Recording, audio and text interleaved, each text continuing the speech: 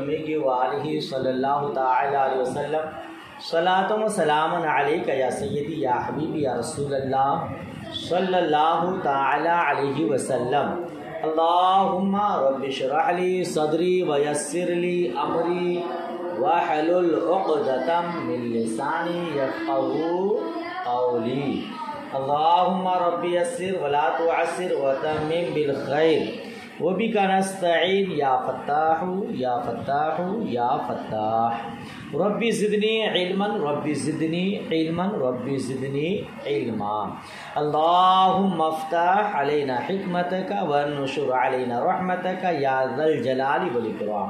بسم اللہ الرحمن الرحیم۔ عبارت پڑھیں۔ بسم اللہ الرحمن الرحیم۔ باب الحیاء فی العلم۔ وقال مجاہد لا يتعلم العلم مستحی ولا مستكبر۔ وقالت عائشة نعم النساء نساء الأنصار لم يمنعهن الحياء أن يتفقهن في الدين۔ حدثنا محمد بن سلام قال أخبرنا أبو معاوية قال حدثنا هشام عن أبيه عن زينب بنت أم سلمة عن أم سلمة قالت جاءت أم سليم إلى رسول الله صلى الله عليه وسلم فقالت يا رسول الله إن الله لا يستحي من الحق فهل على المرأة من غسل إذا احتملت؟ فقال النبي صلى الله عليه وسلم إذا رأت الماء فغطت أم سلمة تعني وجهها فقالت يا رسول الله أو تعترض المرأة؟ قال نعم تربت یمینکی فبما یشبہہا ولدہا۔ سبحان اللہ۔ باب الحیاء فی العلم، علم کے متعلق حیا کرنے کے بارے میں۔ حضرت مجاہد نے کہا کوئی شرمیلا، کوئی اور تکبر کرنے والا علم حاصل نہیں کر سکتا۔ جی، جو شرمیلا ہو، حیا کرنے والا ہو، جو اترانے گھمنڈی تکبر کرنے والا ہو، ویسا آدمی علم حاصل نہیں کر سکتا۔ ظاہر سی بات ہے، جب وہ شرمندگی محسوس کرے گا تو کسی سے کوئی بات پوچھے گا نہیں۔ جب وہ اپنے آپ کو ہی بڑا قابل سمجھے گا، تکبر کرے گا، سب کو اپنے سے بڑا سمجھے گا، ہر کسی کو اپنے سے حقیر سمجھے گا، تو وہ کسی سے جلدی پوچھے گا نہیں۔ لہذا شرمیلا اور تکبر کرنے والا علم حاصل نہیں کر سکتا۔ حضرت ماں عائشہ صدیقہ رضی اللہ تعالی عنہا نے فرمایا عورتوں میں بہترین عورت انصار کی عورتیں ہیں۔ عورتوں میں یا سیدھے آپ کا یہ انصاری عورتیں ہیں، ٹھیک ہے نا، کہ انہیں حیا، کہ انہیں دین کی باتیں سیکھنے سے نہیں روکتی۔ انصاری عورتوں کو حیا علم دین سیکھنے سے، تفقہ فی الدین حاصل کرنے سے نہیں روکتی۔ لہذا حضرت ماں عائشہ صدیقہ رضی اللہ تعالی عنہا نے انصاری عورتوں کی تعریف کی کہ ان کے اندر یہ خصلت بڑی اچھی ہے کہ وہ دین کی باتیں اور علم دین سیکھنے میں حیا نہیں کرتی، کسی سے بھی مسئلہ پوچھ لیتی ہے۔ یاد رکھیے گا، اگر دینی باتیں ہیں تو اس سے حیا نہیں کرنی چاہیے۔ اگر حیا کی وجہ سے آپ نے پوچھا نہیں، جہالت کی وجہ سے آپ نے غلط کر لیا، تو اس کا وبال اپنے طرف لوٹے گا۔ اچھا دیکھیے، آپ نے جو عبارت پڑھی، حضرت زینب بنت ام سلمہ سے روایت، ام سلمہ وہ روایت کرتے ام سلمہ سے، وہ فرماتی ہے جاءت ام سلیم، وہ فرماتی ہے उम्मे सुलैम रसूलुल्लाह सल्लल्लाहु ताला अलैहि वसल्लम की बारगाह में आई और अर्ज की, ऐ अल्लाह के रसूल सल्लल्लाहु ताला अलैहि वसल्लम, बेशक अल्लाह तबारक व ताला हक बयान करने से हया नहीं फरमाता। अल्लाह के रसूल सल्लल्लाहु अलैहि वसल्लम, देखिए कितनी अच्छी बात है। पहले ही कि कोई ये ना कहे कि कैसी बेशरम औरतें हैं, तो आपने ऐसा जुमला इस्तेमाल किया कि या रसूलल्लाह, खुद रब तबारक व तआला हक बात बयान करने से हया नहीं फरमाता, तो फिर मैं हक बात पूछने से भला क्यों हया करूं?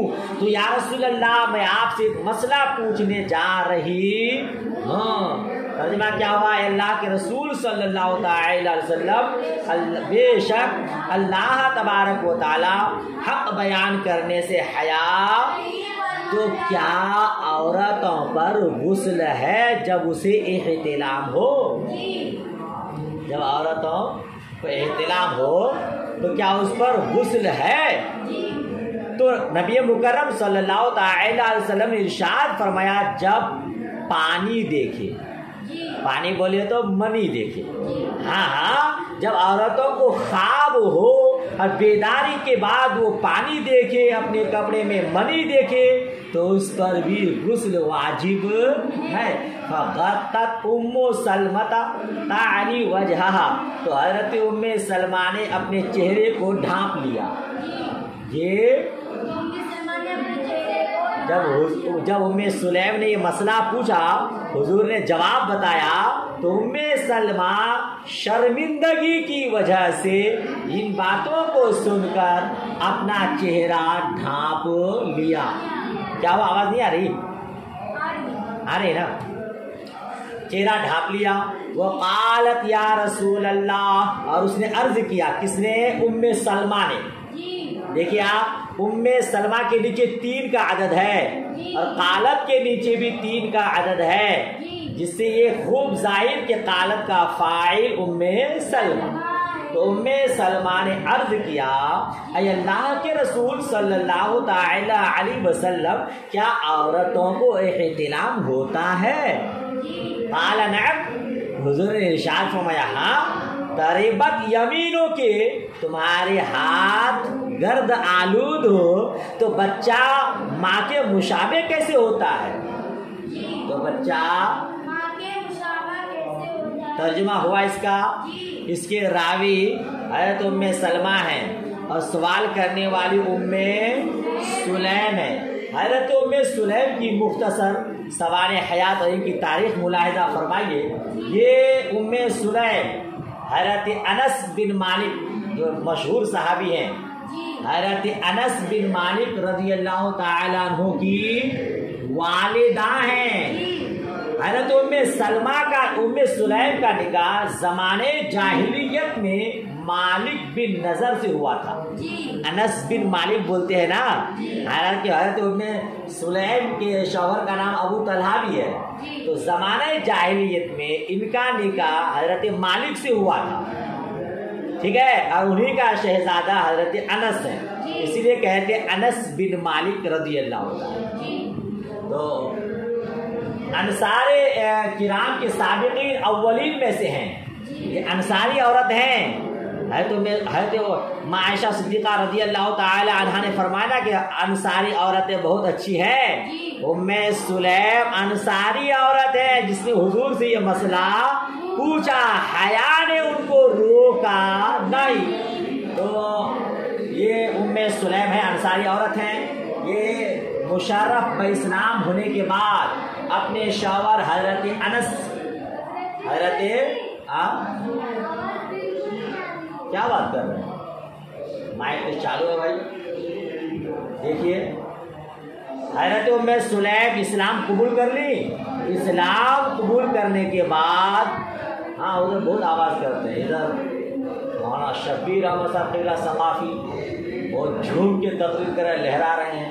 इधर मुफ्ती साहब, मुफ्ती शाकिर साहब क़िबला लहरा रहे हैं। बीच में मैं कमज़ोर आदमी दब जाता हूँ, मेरी आवाज़ दब जाती है। बगैर समाप्त करें इंशाअल्लाह। देखिए, تو یہ حضرت ام سلیم اسلام قبول کری. اسلام قبول کرنے کے بعد حضرت انس کے والد، حضرت انس کے والد کو بھی مسلمان ہونے کی تلقین کی، مگر وہ انکار کیا اور ان پر خفا ہوا اور خفا ہو کر شام گیا اور وہیں مار ڈالا گیا. اس کی موت کے بعد، حضرت مالک کے موت کے بعد، حضرت ابو طلحہ نے انہیں پیغام دیا. اس وقت تک حضرت ابو طلحہ مسلمان نہیں ہوئے تھے. حضرت ام سلیم نے یہ شرط رکھی کہ تم اسلام قبول کر لو. حضرت ابو طلحہ نے اسلام قبول کر لیا، دونوں کا نکاح ہو گیا. ان کی بہت بڑی خصوصیت یہ ہے کہ حضور نبی مکرم صلی اللہ تعالی علیہ وسلم اکثر ان کے گھر تشریف لے جایا کرتے تھے اور وہ طرح طرح کی خدمت کرتی تھیں. یہ ام سلیم ہے تو انصاری عورت ہیں. حضور سے اس نے مسئلہ پوچھا. چونکہ ازواج مطہرات کو کبھی احتلام ہوا نہیں، نہ نکاح سے پہلے نہ نکاح کے بعد کبھی ان کو احتلام نہیں ہوا.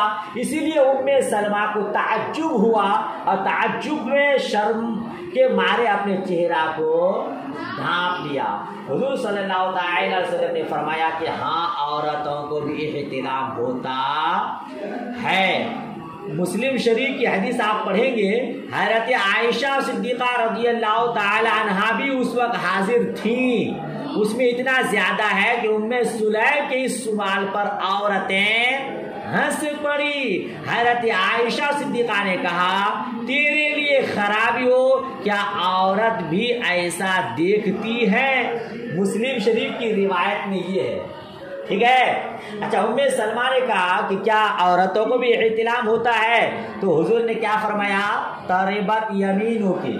یہ جملہ کبھی تمہارے ہاتھ خاک آلود ہو، گرد آلود ہو، یہ کبھی بددعا کے طور پر بولا جاتا ہے اور کبھی زجر و توبیخ کے طور پر بولا جاتا ہے، اور محبت کے انداز میں ہو تو پیار سے بھی بولا جاتا ہے. تمہیں معلوم نہیں ہے کہ عورتوں کو بھی احتلام ہے؟ تم اتنی اس سے ناواقف ہو، یہ مطلب تھا. ٹھیک ہے نا؟ اچھا، یاد رکھیے گا عورتوں کو بھی احتلام ہوتا ہے. مصطفیٰ کریم نے فرمایا پھر بچہ ماں کے مشابہ کیسے ہوتا ہے؟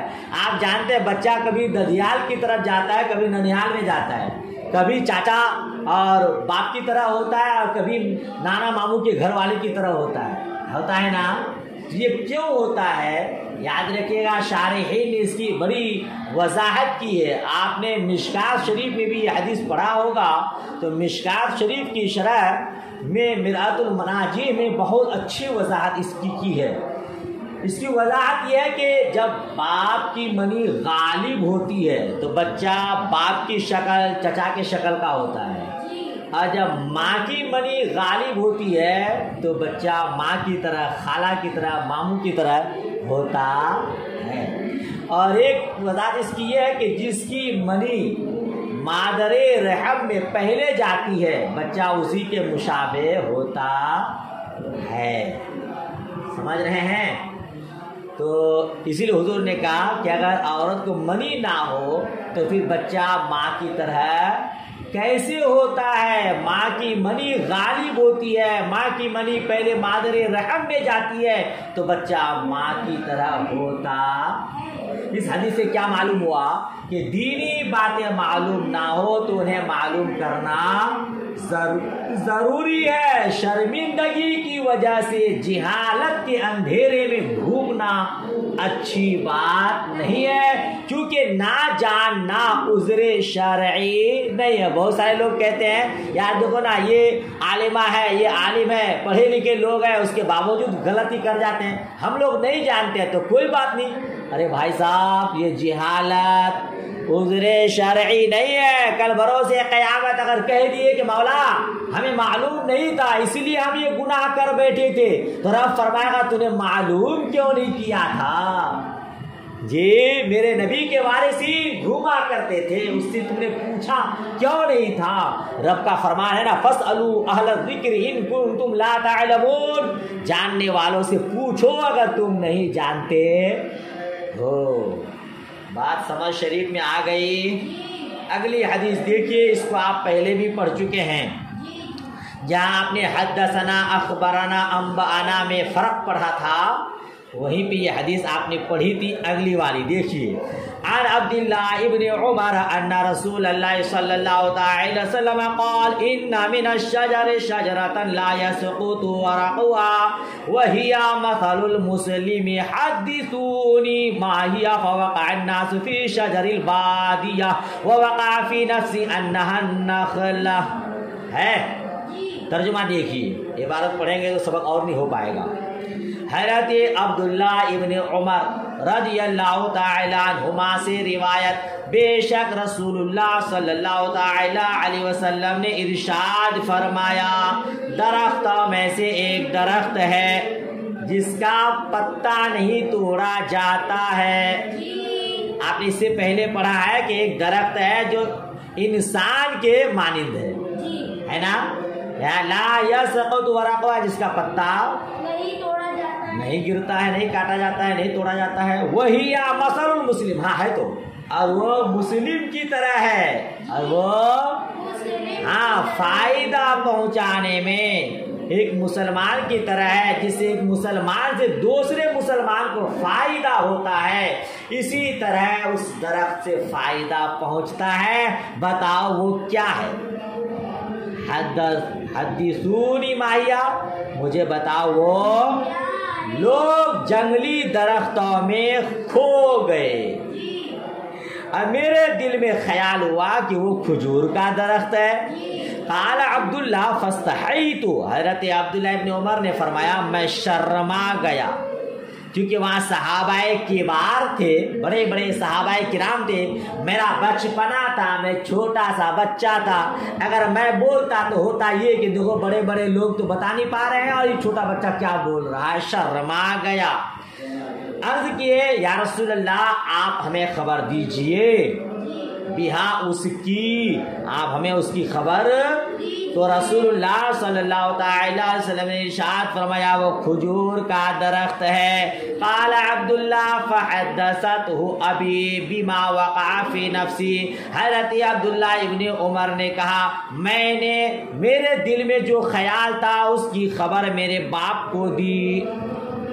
یہ فحدثته ابی، میں نے اپنے ابو کو، والد گرامی کو بتایا، بما وقع فی نفسی، جو میرے دل میں خیال واقع ہوا تھا، یعنی اے ابا حضور سب تو نہیں بتا پا رہے تھے مگر میرے دل میں خیال تھا کہ وہ کھجور کا درخت ہے، مگر میں شرم کی وجہ سے بتایا نہیں۔ فقال لأن تكون قلتها احب الي من ان يكون لي كذا وكذا، تو حضرت عمر فاروق اعظم رضی اللہ تعالی عنہ نے فرمایا اگر تم بتا دیتے، اگر تم اس کو بتا دیتے، تم حضور کو اس کا جواب دے دیتے تو مجھے بہت پسند آتا، مجھے پسند آتا، احب الی، مجھے بہت اچھا لگتا، اس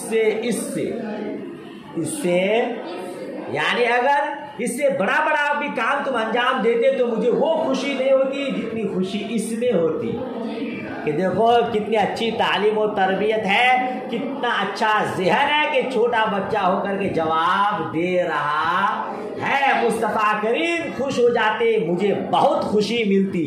ظاہر سی بات ہے بچہ کامیاب ہو تو باپ کو خوشی ہوتی ہے، اور یہ چھوٹا بچہ جواب دے دیتے اور سب صحابہ کبار وہاں موجود تھے، وہ لوگ جواب نہیں دے پاتے تو کتنی بڑی خوشی کی بات ہوتی۔ تو حضرت عمر نے کہا کہ اگر تم ایسا کرتے ویسا کرتے تو ان سے میں اس کو زیادہ محبوب جانتا، اس سے مجھ کو زیادہ خوشی ملتی۔ بات ختم ہو گئی، باپ بھی ختم ہو گیا۔ آگے پڑھو، باب من استحیا فامر غیرہ بالسؤال، یہ باب ہے جو شخص حیا کرے، شرمائے تو اپنے علاوہ کو سوال کا حکم دے۔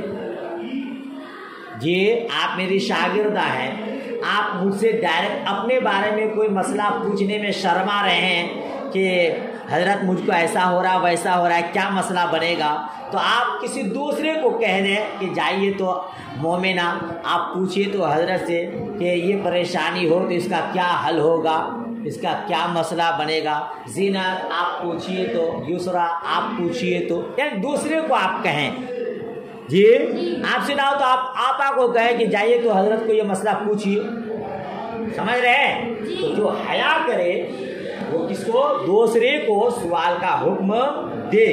دیکھیے حضرت علی ابن ابی طالب رضی اللہ تعالی عنہ سے روایت دیکھ رہے ہیں، قال کنت رجلا مزاعا، میں کثیر المزی آدمی تھا، میں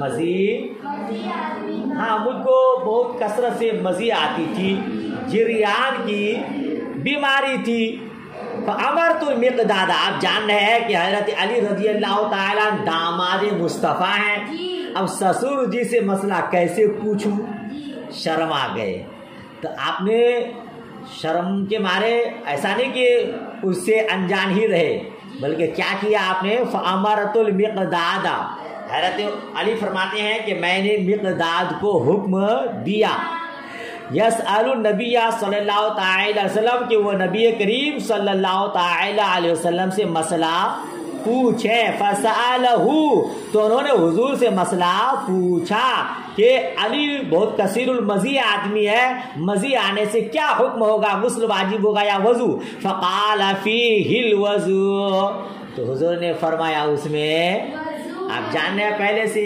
ہے نا، اس میں کیا وضاحت کرو، اتنا بتانا ہے کہ حضرت علی سسر سے پوچھنے میں شرما گئے تو دوسرے کو حکم دیا، لہذا ہم اگر خود اپنا مسئلہ نہ پوچھ سکیں تو جہالت میں نہ گھومیں بلکہ دوسرے کو حکم دیں۔ بڑے اسپیڈ میں اگر آپ اجازت دیں تو یہ بھی پڑھ دوں، کوئی زیادہ نہیں ہے۔ باب ذکر العلم والفتیا فی المسجد، باب ختم ہو جائے گا۔ علمی تذکرہ اور فتویٰ مسجد میں علمی تذکرہ کرنا اور فتویٰ دینا جائز ہے۔ روایت دیکھیے حضرت عبداللہ ابن عمر رضی اللہ تعالی عنہما سے روایت، ان رجلا قام فی المسجد، ایک آدمی مسجد میں کھڑا ہوا اور عرض کیا، یا رسول اللہ من اینا تأمرنا ان نحل، ہمیں احرام باندھنے کا حکم کہاں سے دیتے ہیں؟ جی ہمیں آپ کہاں سے احرام باندھنے کا حکم دیتے ہیں؟ فقال رسول اللہ صلی اللہ تعالی وسلم یحل اہل المدینہ من ذو الحلیفہ، حضور نبی مکرم صلی اللہ تعالی علیہ وسلم نے ارشاد فرمایا اہل مدینہ ذو الحلیفہ سے، جی اہل شام جحفہ سے، اہل نجد قرن سے، ٹھیک ہے۔ اور ابن عمر نے کہا وَيَزْعَمُونَ أَنَّ رسول اللہ صلی اللہ علیہ وسلم قال وَيُحِلُّ أَهْلُ الْيَمَنِ مِنْ یلملم، اور ابن عمر نے کہا کہ لوگ گمان کرتے ہیں کہ رسول اللہ صلی اللہ تعالی وسلم نے فرمایا اہل یمن یلملم سے احرام باندھے، کہاں سے؟ وَكَانَ ابن عمر يقول لم أفقه هذه من رسول اللہ صلی اللہ تعالی وسلم، اور حضرت عبداللہ ابن عمر فرماتے تھے کہ میں نے اس کو رسول اللہ صلی اللہ تعالی علیہ وسلم سے نہیں سمجھا ہے یا نہیں سنا ہے۔ کہاں سے احرام باندھا جائے اس کے متعلق سوال ہو، کہاں پہ؟ مسجد میں، اور حضور نے مسجد میں اس کا جواب دیا۔ معلوم ہوا کہ مسجد میں علمی تذکرہ کرنا، سوال جواب کرنا درست ہے، فتویٰ دینا بھی درست ہے۔ کہاں سے کون احرام باندھے گا؟ جب حج کو جائے گا۔ باب من اجاب السائل باکثر مما سألوا، یہ باب اس شخص کے بارے میں جو سائل کو سوال کرنے سے زیادہ جواب دے، جو سائل کو جتنا سوال کیا ہے وہ بھی جواب دے دیا، اس کے علاوہ بھی جواب دے دیا، اسی کے بارے میں باب ہے۔ دیکھیے آپ حضرت عبداللہ ابن عمر سے روایت، وہ روایت کرتے نبی کریم صلی اللہ تعالی علیہ وسلم سے، ان رجلا سألہ، ایک شخص نے حضور سے سوال کیا، ما یلبس المحرم، محرم کیا پہنے، احرام باندھنے والا حالت احرام میں کیا پہنے؟ فقال لا یلبس القمص، حضور نے ارشاد فرمایا قمیص نہ پہنے، کرتا نہ پہنے، عمامہ نہ پہنے، پائجامہ نہ پہنے، ٹوپی نہ پہنے، اور نہ ایسا کپڑا پہنے جس کو ورس نے چھوا ہے۔ ایک رنگ ہوتا ہے گھاس کا، زرد رنگ، وہ زرد رنگ کا کپڑا نہ پہنے، اور نہ زعفرانی کپڑا پہنے۔ فلم یجد النعلین، اور اگر نعلین نہ پائے تو خفین پہنے، تو چاہیے کہ خفین پہنے، وَلْيَقْطَعْهُمَا حَتَّى يَكُونَا تَحْتَ الْكَعْبَيْنِ، اور وہ خفین کٹے ہو یہاں تک کہ ٹخنے تک ہو۔ اگر جوتا نہ ہو، نعلین نہ ہو تو خفین پہنے، وہ خفین کیسا ہو؟ یکونا تحت الکعبین، وہ ٹخنے سے نیچے تک کٹے ہوئے ہو۔ سوال تھا کیا پہنے، حضور نے ساری تفصیل بیان کر دی، یہ نہ پہنے، اس کے علاوہ جو ہے وہ سب پہنے۔ تو سوال مختصر، جواب مفصل۔ تو سوال کرنے والے کو سوال سے زیادہ جواب دینا درست ہے تاکہ مسئلہ مکمل طور پر انہیں معلوم ہو جائے۔ ماشاءاللہ ماشاءاللہ، بہت بہت مبارک ہو۔ کتاب الایمان آپ کا مکمل ہوا، اب کتاب الوضو آپ پڑھیں گے۔ رب کریم کی بارگاہ میں دعا گو ہوں اللہ کریم علم نافع عطا فرمائے، مکمل طور پر یاد کرنے کی اور اس کے سمجھنے کی توفیق رفیق عطا فرمائے۔ اس کے باوجود کہیں سمجھ میں نہیں آیا ہے تو پوچھیے گا، انشاءاللہ بتانے کی کوشش کروں گا۔ دعائے خیر میں یاد۔ اللہ حافظ، خدا حافظ۔